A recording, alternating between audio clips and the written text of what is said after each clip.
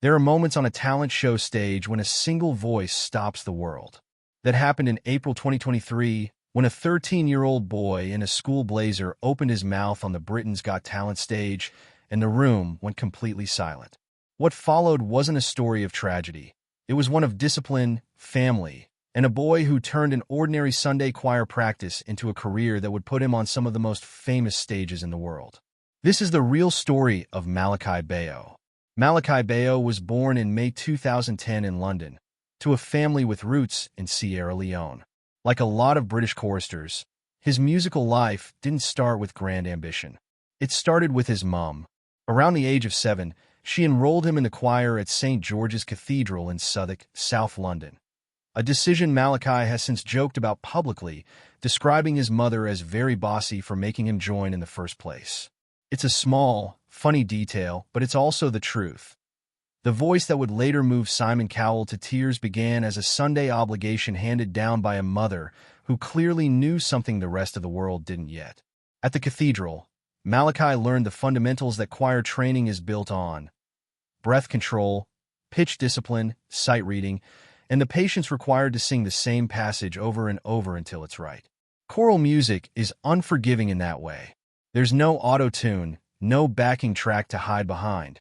Just a boy's voice and however many years of practice he's put into it.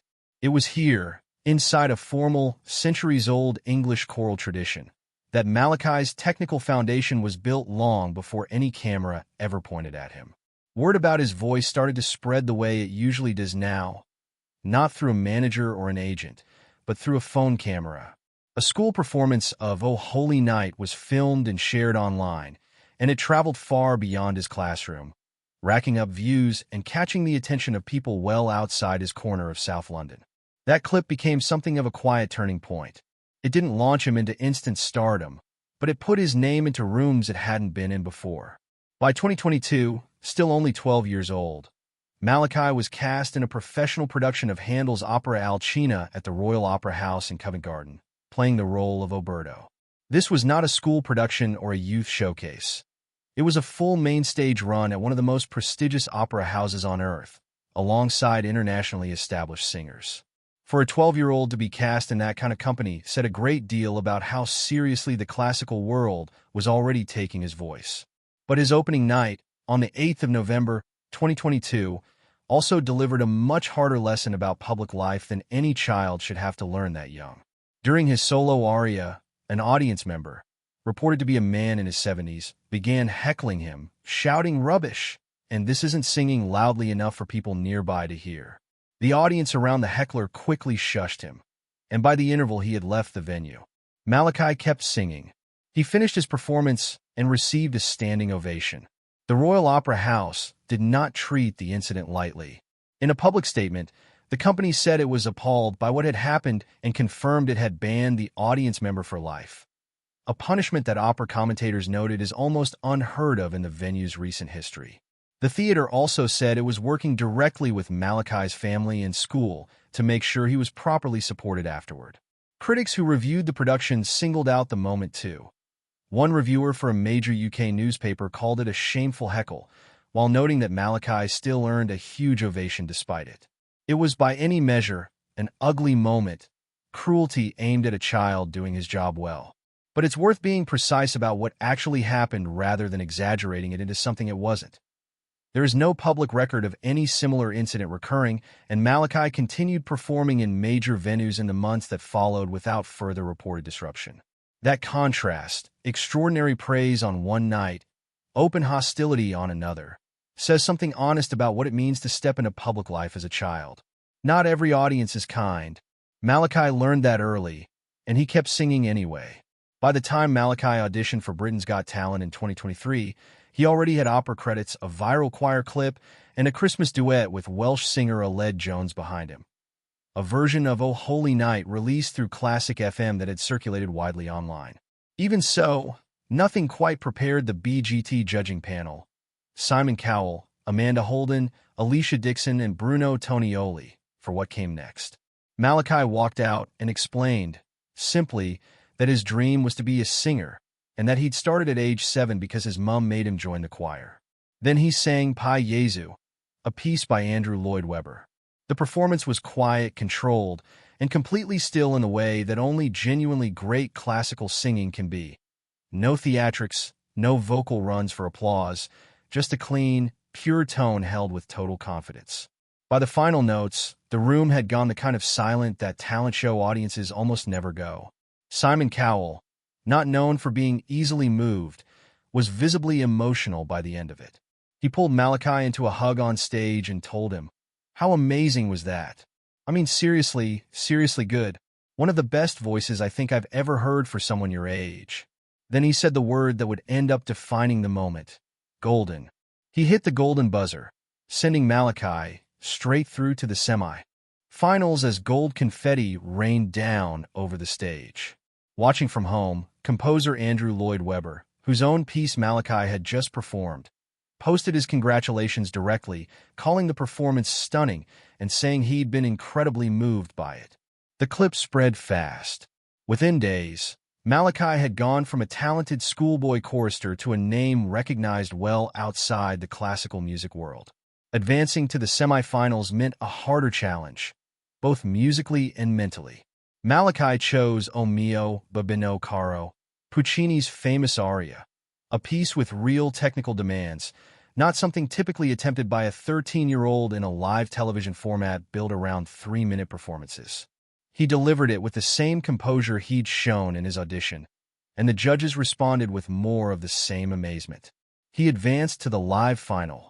For the final, Malakai chose Nessun Dorma, the aria most associated with Luciano Pavarotti, a bold, almost audacious choice given how closely that piece is tied to one of the most famous tenors of the 20th century. He didn't win the series. He placed 4th overall. But reaching the final of a national talent competition as a 13-year-old classical singer, performing repertoire written for grown opera stars, was already a remarkable outcome.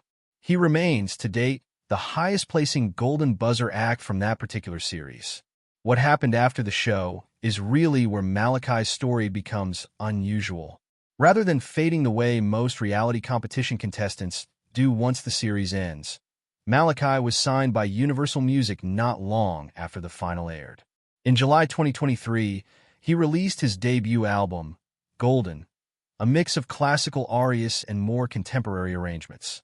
The album reached #1 on the UK Classical Albums chart and later topped Billboard's Traditional Classical Albums chart in the United States, a genuinely significant achievement for any classical artist, let alone one still in secondary school.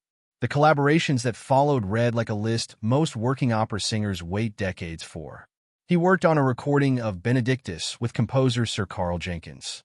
He met Andrew Lloyd Webber in person, having already earned the composer's public praise months earlier. He performed at the Royal Albert Hall as part of Classic FM Live, accompanied by a full orchestra from the English National Opera. His voice even appeared on the soundtrack of Maestro, the acclaimed 2023 film about conductor Leonard Bernstein. He went on to perform at other high-profile events, including the National Lottery's New Year's Eve broadcast and outdoor classical concerts around the UK. Through all of it, by his own account and reporting from British outlets, Malakai kept going to school in London, at Cardinal Vaughan Memorial School, where classmates reportedly teased him good-naturedly about being famous now, and where he insisted his day-to-day life hadn't really changed. He's spoken about maintaining ordinary teenage interests alongside the touring and recording. Following football, playing video games, doing the things any kid his age does between rehearsals. It would be easy to reach for an invented tragedy to make Malakai Bayoh's story feel more dramatic than it already is. But the honest version doesn't need embellishing. Here is a boy who was heckled by a grown man during his professional stage debut at 12 years old, kept singing, and received a standing ovation anyway. Here is a boy whose mother pushed him into a choir he didn't ask to join, and who ended up building a genuine career out of it within a few years. Here is a 13-year-old who chose to sing Puccini and Pavarotti on primetime television rather than something safer, and who backed it up every time. The Royal Opera House's response to the heckling incident, banning the offender for life and publicly standing behind a 12-year-old performer, is itself a notable part of the story, a reminder that institutions don't always look away when a child performer is mistreated. And Andrew Lloyd Webber, one of the most successful composers in musical theater history. Taking the time to publicly praise a young singer's rendition of his own work says something about how seriously Malakai's talent was being taken, even before the golden buzzer made him a household name. None of this required inventing a family tragedy to be compelling. It's a story about a mother's insistence, a choir stall in South London, an audience member's cruelty met by an institution's public support, and a young singer who chose difficult, serious repertoire again and again instead of playing it safe. Malakai Bayoh's rise wasn't built on loss. It was built on discipline, timing, and a voice that, by every account from the people who heard it live, genuinely stopped rooms. As Malakai's voice continues to mature, a natural part of growing up that any classically trained young singer eventually has to navigate. His story so far stands as one of the more unusual and well-documented success stories to come out of a reality talent show in recent years. Not because of manufactured heartbreak, but because of what actually happened. A kid who could really sing, singing anyway, no matter who was in the room.